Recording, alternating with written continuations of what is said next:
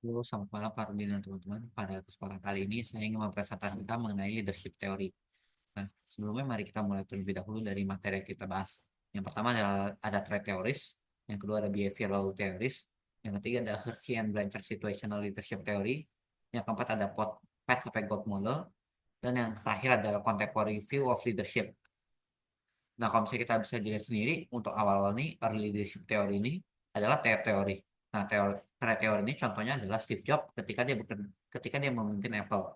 Nah, teori ini pertama kali dikembangkan sekitar tahun 1920-an sampai 1930-an. Di mana untuk contohnya sendiri kita bisa lihat bahwa Steve Jobs itu merupakan seseorang yang memiliki trait leadership dengan karakter berpikir visionary dan karismatik serta tidak lelah untuk mencari inovasi. Itu merupakan karakter-karakter utama yang mendefinisikan gaya kepemimpinannya serta mendorong kemajuan kesuksesan Apple menurut teori teoris. Nah, kemudian kalau misalnya kita lihat yang kedua adalah University of Iowa Studies yang dikembangkan oleh Kurt Lewin. Di mana kalau bisa kita lihat sendiri sebagai contoh nyatanya adalah Google Leadership Style. Di mana Google itu dikenal untuk gaya kepemimpinan yang demokratis sehingga uh, membuat sehingga mengencourage karyawannya untuk berpartisipasi dalam keputusan dalam proses pembuatan keputusan, di mana hal ini sangat sejalan dengan teori democratic leadership yang dikembangkan oleh Kurt Lewin yang uh, meng, yang ingin mengembangkan kolaborasi serta inovasi.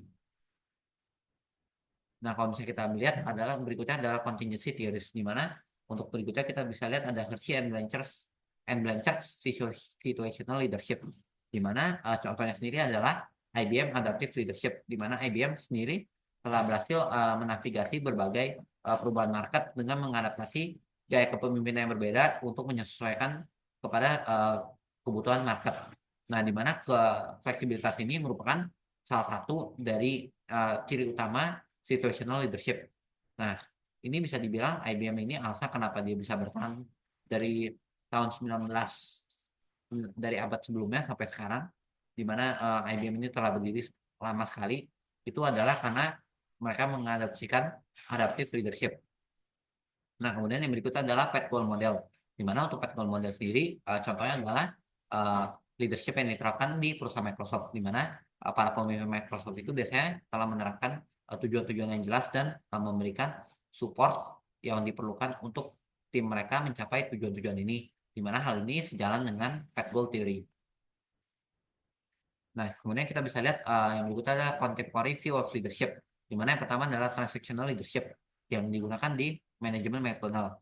Nah, kalau misalnya kita lihat sendiri, McDonald ini menggunakan transactional leadership untuk memastikan konsistensi dan efisiensi dalam operasional sehari-harinya, di mana manajer itu menghadiahkan karyawan yang telah memenuhi target yang telah ditetapkan untuk karyawannya, serta tunduk pada aturan yang berlaku untuk operasional McDonald's sehari-hari.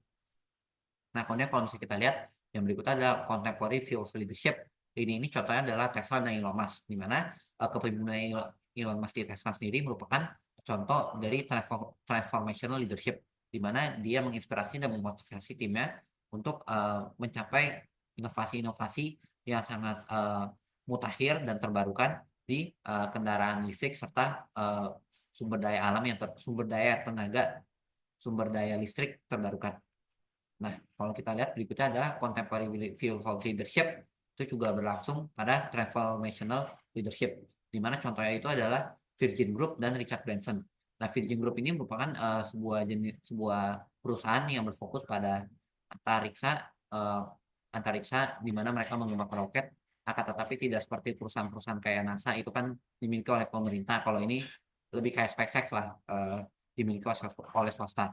Dan pemimpin mereka dan pendiri mereka adalah Richard Branson, di mana Richard Branson sendiri ini terkenal memiliki leadership style yang karismatik sehingga bisa membangun brand perusahaannya, di mana personality karismatiknya ini serta kemudian dia untuk di-approach oleh karyawannya telah menciptakan kultur perusahaan yang sangat kuat dan brand loyalty dari customer mereka. Nah, kemudian kalau kita lihat contemporary view of leadership berikutnya adalah visionary leadership, di mana contoh ini adalah Amazon dan Jeff Bezos, di mana eh, Jeff Bezos sendiri memiliki visionary leadership yang telah berhasil mentransformasi Amazon dari awalnya itu cuman penjualan website online untuk menjual buku menjadi e-commerce global dan eh, perusahaan teknologi raksasa, di mana eh, di mana vision atau atau bisa dibilang visi masa depan dia yang jangka panjang itu dan pengembangan strategik yang ia buat untuk Amazon itu telah berhasil mengembangkan Amazon sehingga dari awal itu dari perusahaan online bookstore saja menjadi perusahaan e-commerce yang terbesar di dunia ini dan sangat berpengaruh terhadap pertumbuhan Amazon. Nah, kemudian kalau kita lihat berikutnya untuk contemporary view of leadership berikutnya adalah team leadership. Di mana tim leadership ini digunakan pada Spotify Agile Team, di mana Spotify ini menggunakan team based leadership approach yang memungkinkan mereka untuk mengkelompokkan pegawai menjadi unit-unit atau squad-squad yang lebih kecil dan lebih otonomus sehingga bisa bekerja sama dengan lebih efisien. Di mana dengan adanya metode ini itu bisa membantu inovasi serta kelincahan ketika ada perubahan yang diinginkan. Sekian, terima kasih. Mohon maaf bila ada kesalahan tutur kata dari saya. Bila ada pertanyaan bisa ditanyakan. Sekian, terima kasih.